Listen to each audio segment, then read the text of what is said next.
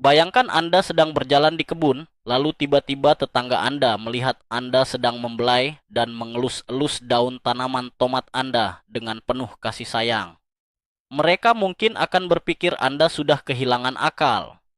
Tetapi tahukah Anda bahwa tindakan aneh tersebut sebenarnya adalah rahasia terbesar para ahli botani untuk menghasilkan tomat yang kuat dan berbuah sangat lebat?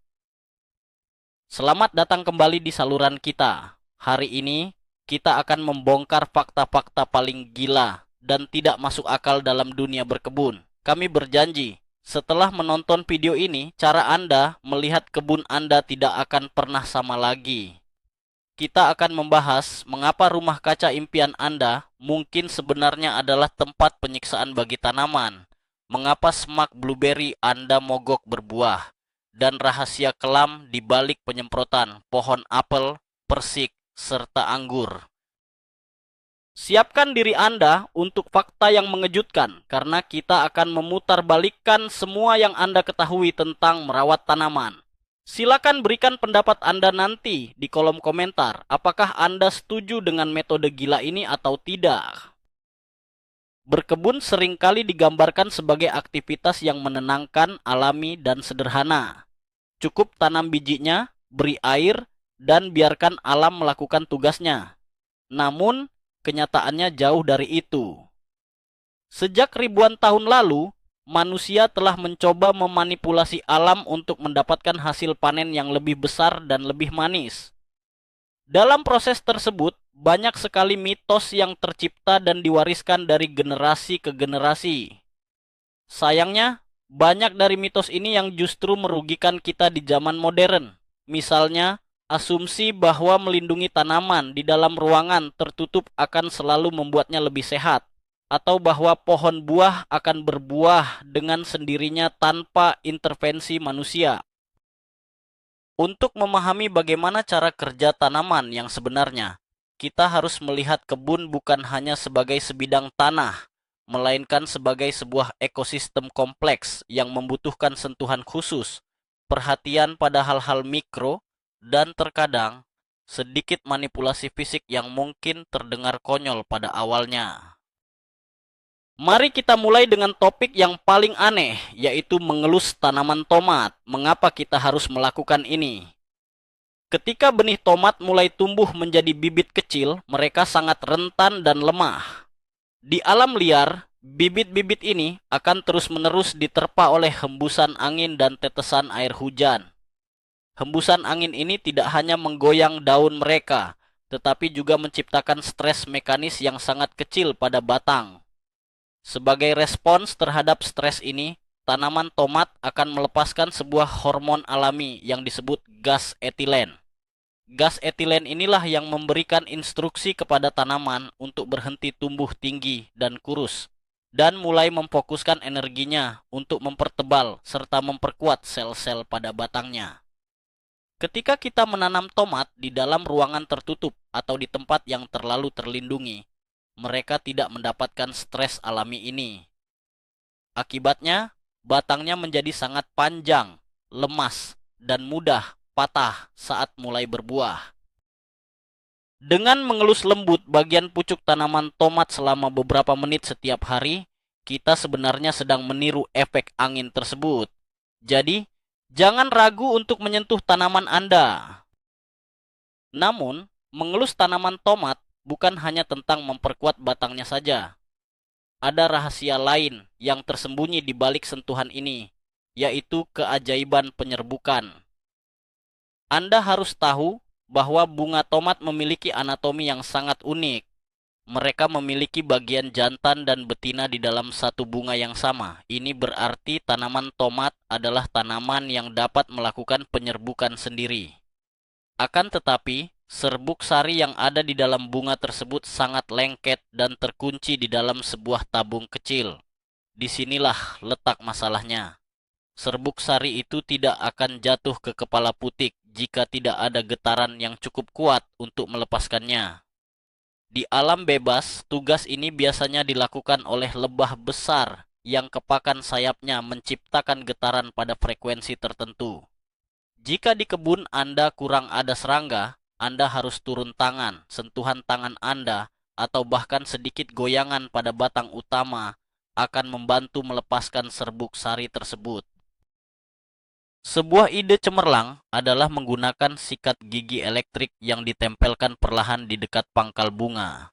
Getarannya sangat sempurna untuk meniru kepakan sayap lebah, dan ini menjamin setiap bunga akan berubah menjadi buah tomat yang merah merona. Sekarang mari kita beralih dari tanaman tomat ke sebuah struktur yang sering dianggap sebagai simbol kesuksesan berkebun, yaitu rumah kaca. Banyak orang bermimpi memiliki rumah kaca sendiri. Mereka berpikir bahwa dengan memasukkan tanaman ke dalam struktur kaca yang indah, semua masalah seperti cuaca buruk dan serangga akan hilang seketika. Namun, tahukah Anda bahwa membangun rumah kaca tanpa pemahaman yang benar adalah sebuah tindakan yang sama sekali tidak masuk akal? Bahkan, itu bisa menjadi kuburan massal bagi tanaman Anda. Kesalahan pertama dan paling mematikan dari rumah kaca adalah masalah suhu. Kaca atau plastik yang melapisi bangunan tersebut dirancang untuk menangkap radiasi matahari. Di hari yang cerah, meskipun cuaca di luar terasa sejuk, suhu di dalam rumah kaca bisa melonjak tajam dalam hitungan jam. Suhu yang terlalu panas, misalnya di atas 35 derajat Celcius, akan membuat serbuk sari tanaman menjadi mandul. Bunga-bunga akan mengering dan rontok sebelum sempat menjadi buah. Jadi, bukannya mendapatkan panen lebih awal, Anda justru memasak tanaman Anda sendiri hidup-hidup di dalam sebuah oven raksasa. Selain masalah suhu ekstrem, rumah kaca tanpa fungsi yang jelas akan menciptakan mimpi buruk berikutnya, yaitu masalah kelembapan dan penyakit. Karena udara di dalam rumah kaca terperangkap, kelembapan dari hasil penguapan air tanah dan keringat tanaman tidak bisa keluar kemana-mana. Ini menciptakan lingkungan yang persis seperti hutan hujan tropis yang sangat pengap. Anda mungkin berpikir tanaman menyukai kelembapan tinggi, namun nyatanya jamur dan bakteri parasit jauh lebih menyukainya. Penyakit seperti hawar daun dan embun tepung akan berkembang biak dengan kecepatan yang mengerikan di lingkungan yang basah dan tidak ada sirkulasi udara. Hanya dalam waktu semalam, seluruh tanaman tomat dan mentimun Anda bisa tertutup bercak coklat membusuk dan mati. Untuk mencegah hal ini, ventilasi adalah nyawa dari sebuah rumah kaca. Anda harus membuka pintu dan jendela secara teratur. Bahkan Anda sangat disarankan untuk memasang kipas angin khusus untuk menjaga udara tetap bergerak.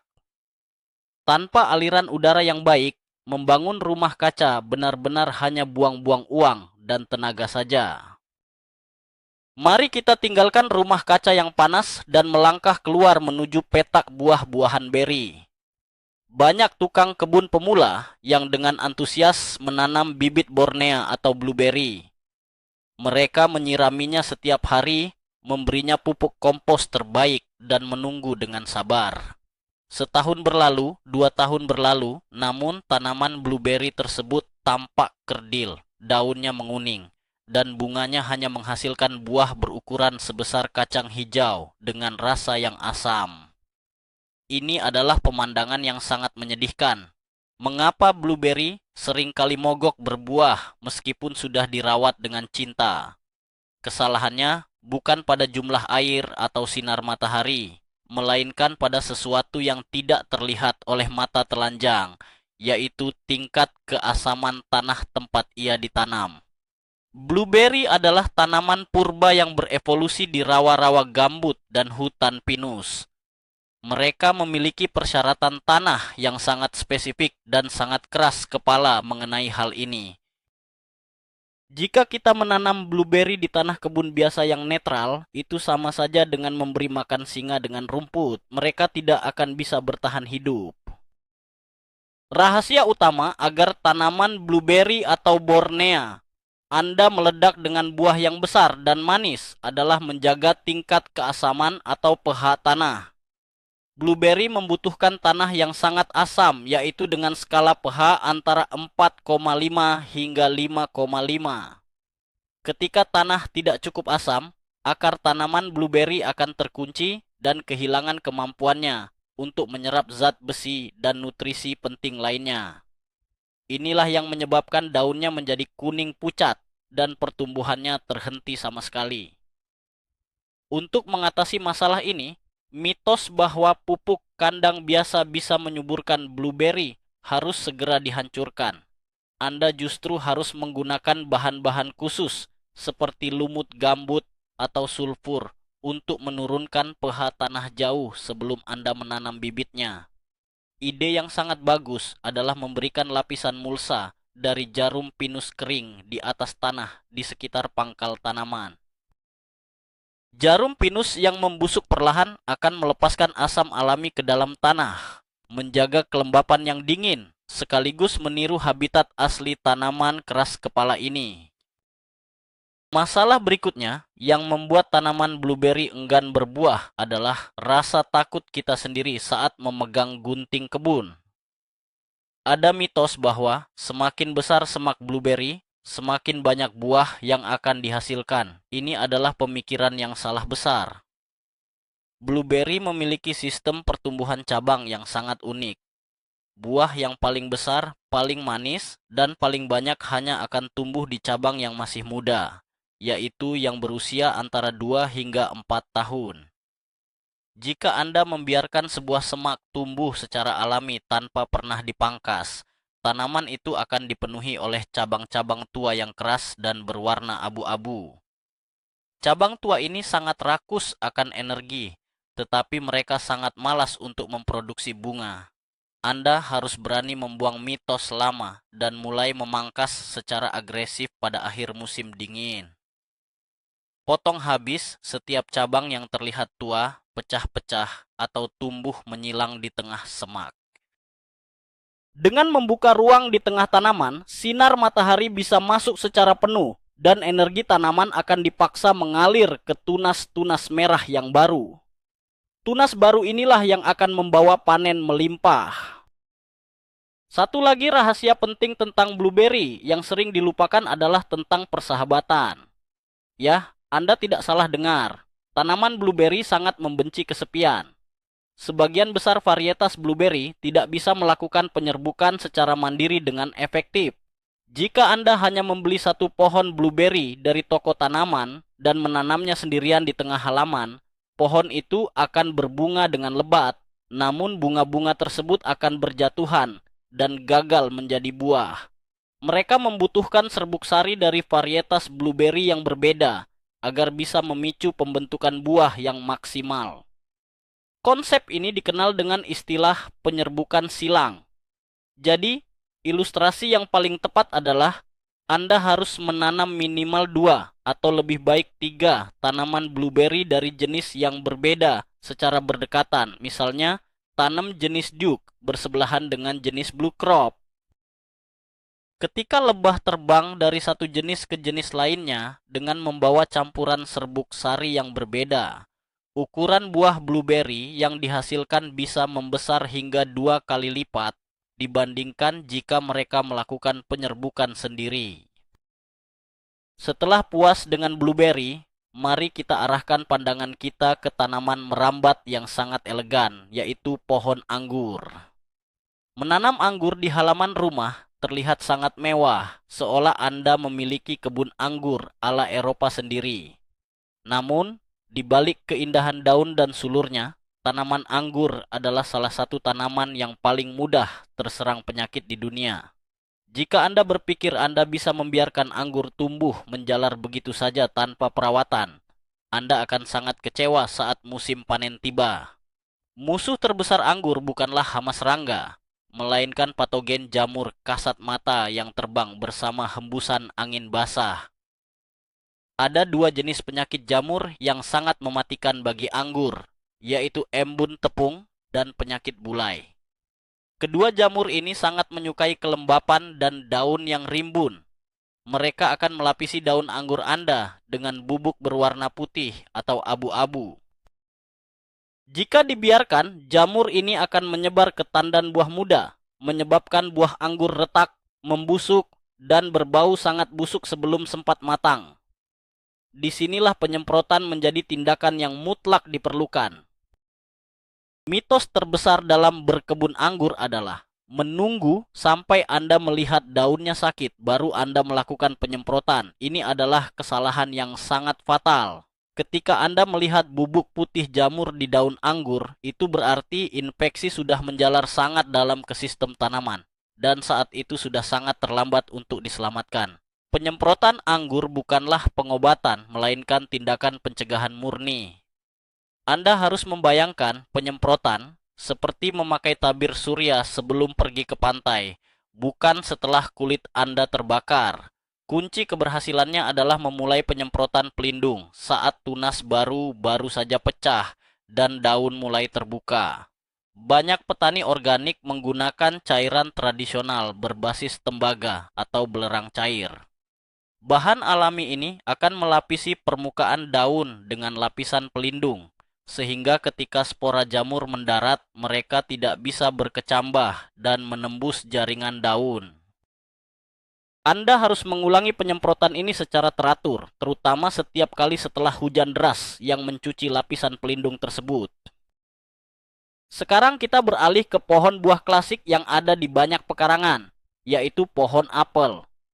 Pohon apel seringkali dibiarkan begitu saja, berharap alam akan memberkahi kita dengan buah yang sempurna. Sayangnya, alam juga menciptakan ngengat codling, seekor serangga kecil berwarna coklat yang bisa merusak seluruh impian panen Anda. Pernahkah Anda menggigit sebuah apel yang tampak merah sempurna dari luar, hanya untuk menemukan lorong kecoklatan berlendir dan seekor ulat gemuk hidup di dalamnya? Itu adalah ulah ngengat codling. Mitosnya adalah Anda bisa membungkus buah satu persatu untuk melindunginya. Namun untuk pohon yang besar, ini jelas tidak masuk akal. Rahasia melindungi pohon apel terletak pada ketepatan waktu yang sangat ekstrim. Ngengat betina bertelur tepat di permukaan daun dan buah kecil pada saat kelopak bunga apel mulai berguguran. Jika Anda melewatkan waktu ini, larva akan menetas dan langsung menggali jalan masuk ke dalam inti buah yang masih kecil. Begitu ulat berada di dalam apel, tidak ada semprotan ajaib apapun yang bisa menyelamatkannya. Untuk mengalahkan hama ulat apel ini, Anda harus menjadi seorang pengamat alam yang teliti. Jangan menyemprot pohon apel saat bunga sedang mekar penuh. Ini adalah aturan emas yang tidak boleh dilanggar. Jika Anda menyemprot saat bunga mekar, Anda akan membunuh ribuan lebah madu yang sedang bekerja keras membantu penyerbukan bunga Anda. Tanpa lebah, tidak akan ada apel sama sekali. Tunggulah dengan sabar hingga lebih dari 75% kelopak bunga telah rontok ke tanah. Sebuah fase yang sering disebut sebagai jatuhnya kelopak. Pada titik inilah Anda harus segera bertindak melakukan penyemprotan. Anda bisa menggunakan semprotan berbasis minyak nimba alami atau pestisida organik lainnya untuk mengganggu penetasan telur serangga. Ide yang bagus lainnya adalah menggantung jebakan lengket beraroma feromon di dahan pohon apel. Jebakan ini akan menarik ngengat jantan dan menempelkannya di sana. Dengan berkurangnya ngengat jantan, perkawinan akan gagal dan otomatis tidak akan ada telur ulat yang menetas di buah apel kesayangan Anda. Penyakit pada pohon apel tidak hanya berasal dari serangga, tetapi juga dari jamur yang tak kenal ampun, yaitu kudis apel. Kudis apel adalah penyakit mengerikan yang menyebabkan daun menjadi berbintik hitam dan buah apel tumbuh dengan luka retak yang mengeras seperti koreng. Buah ini tidak enak dilihat dan sulit untuk dikonsumsi. Mitos yang beredar adalah penyakit ini datang dari udara secara misterius setiap musim semi. Padahal, faktanya jamur penyebab kudis apel ini tidur lelap sepanjang musim dingin tepat di bawah kaki Anda, yaitu bersembunyi ditumpukan daun apel yang berguguran di tanah. Ketika suhu mulai menghangat dan hujan musim semi turun, spora jamur akan melesat terbang dari daun mati di tanah langsung ke daun baru di atas pohon. Oleh karena itu, cara paling efektif untuk mencegah kudis apel bahkan tidak melibatkan penyemprotan sama sekali. Anda harus menjadi petugas kebersihan yang sangat rajin.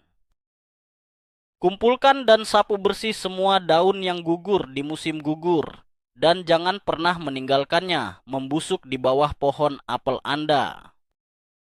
Mari kita beralih ke pohon persik. Jika ada satu pohon buah yang paling bisa membuat frustrasi dan menangis para tukang kebun, itu adalah pohon persik.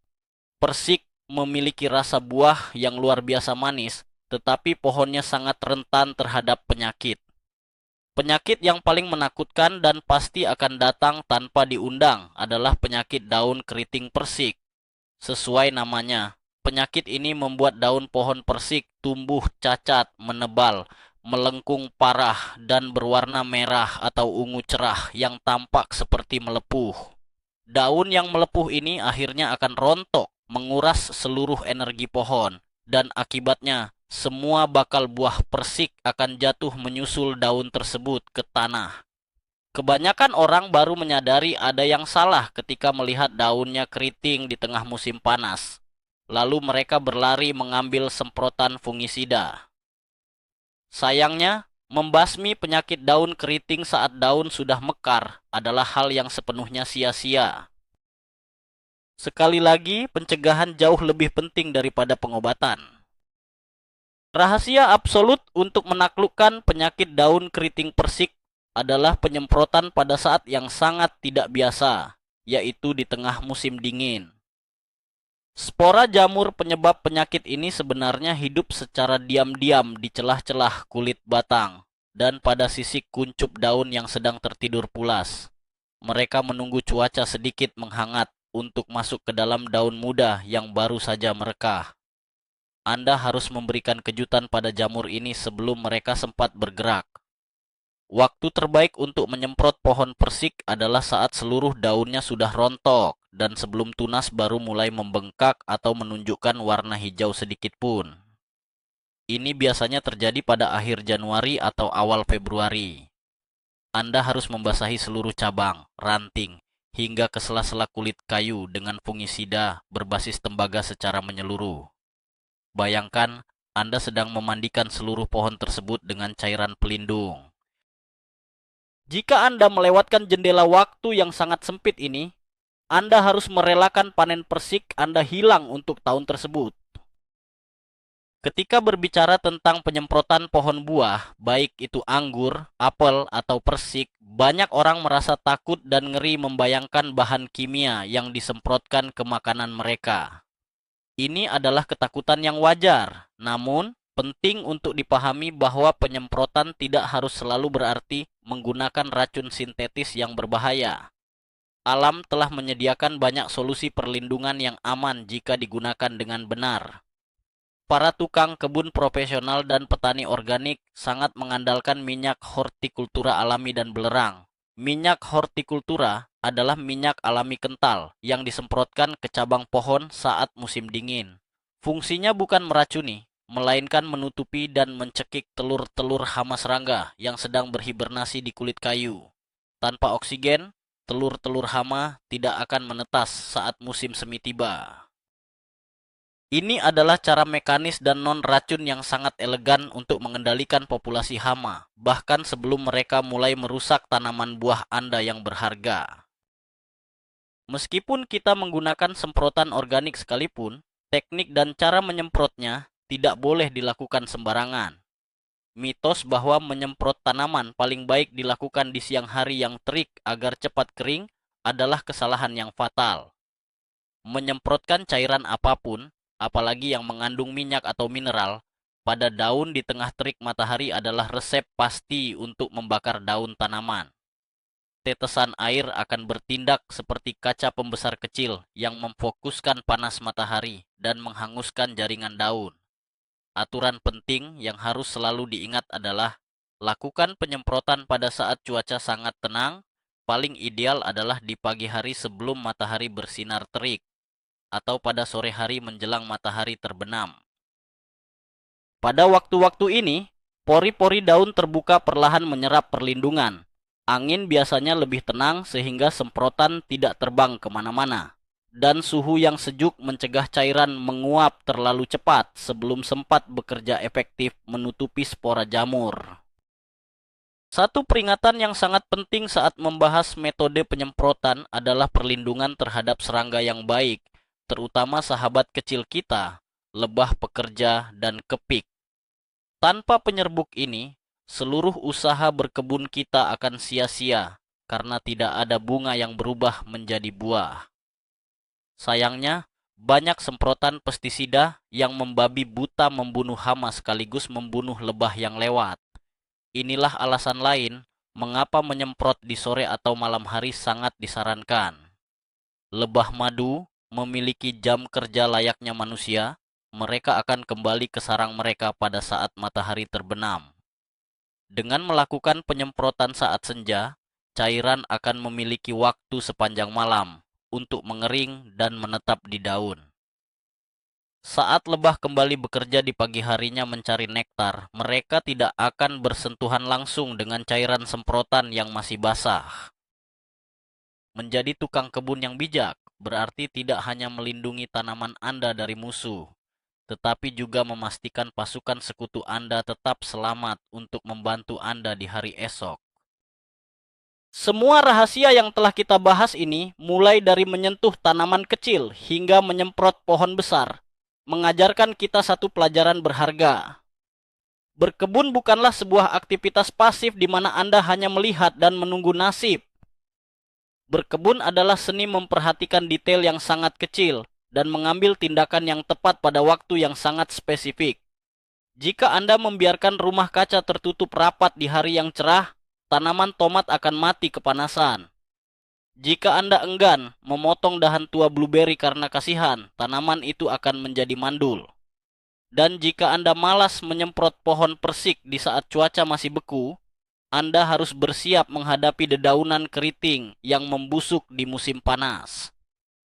Ekosistem kebun tidak berdiri sendiri. Ia sangat membutuhkan sentuhan tangan manusia yang memahami cara alam bekerja. Setiap jenis tanaman memiliki bahasa tubuhnya sendiri, dan tugas kitalah untuk menerjemahkan bahasa tersebut menjadi sebuah tindakan perawatan yang logis. Pada akhirnya, kesuksesan di kebun ditentukan oleh seberapa berani Anda membuang mitos lama dan mencoba hal baru yang berdasarkan ilmu pengetahuan. Tidak masalah jika tetangga tertawa saat melihat Anda mengelus lembut batang tomat Anda di teras rumah. Tidak masalah jika tangan Anda kotor dan bau belerang saat menyemprot pohon apel di udara dingin musim dingin. Semua usaha yang tampak konyol dan aneh ini akan terbayar lunas. Ketika musim panen tiba, saat orang lain mengeluhkan pohon mereka yang tidak berbuah, Anda akan sibuk memetik buah blueberry sebesar kelereng, memanen tomat merah yang sangat lebat dan manis, serta menikmati buah apel dan persik segar tanpa noda ulat di dalamnya. Anda sekarang sudah mengetahui rahasianya. Kebun Anda adalah kanvas hidup Anda, dan dengan pengetahuan yang benar, Anda bisa melukiskan hasil panen yang paling spektakuler yang pernah Anda impikan selama ini. Jadi, mari kita tarik kesimpulan dari semua kegilaan ini. Siapa sangka bahwa sentuhan lembut pada tanaman tomat bisa meniru kekuatan angin, atau bahwa rumah kaca yang mahal justru bisa menjadi mesin pembunuh jika ventilasinya buruk. Kita juga telah mengungkap kebenaran mengejutkan bahwa pohon blueberry sangat membutuhkan tanah asam dan menolak untuk hidup dalam kesendirian. Dan yang tidak kalah penting, kita telah mematahkan mitos tentang perawatan pohon buah, di mana penyemprotan musim dingin pada persik dan apel adalah satu-satunya pelindung sejati melawan penyakit kasat mata. Inilah titik baliknya. Berkebun bukanlah soal mengikuti tradisi buta, melainkan soal memahami ilmu pengetahuan alam secara nyata. Terima kasih banyak sudah menonton dan mengungkap rahasia kebun bersama kami. Jika Anda menyukai fakta-fakta yang membuka wawasan ini, pastikan untuk menekan tombol subscribe dan nyalakan lonceng notifikasi, serta berikan like pada video ini. Kami ingin mendengar pengalaman Anda. Coba tuliskan di kolom komentar. Mitos berkebun apa yang selama ini Anda percaya, namun ternyata salah besar?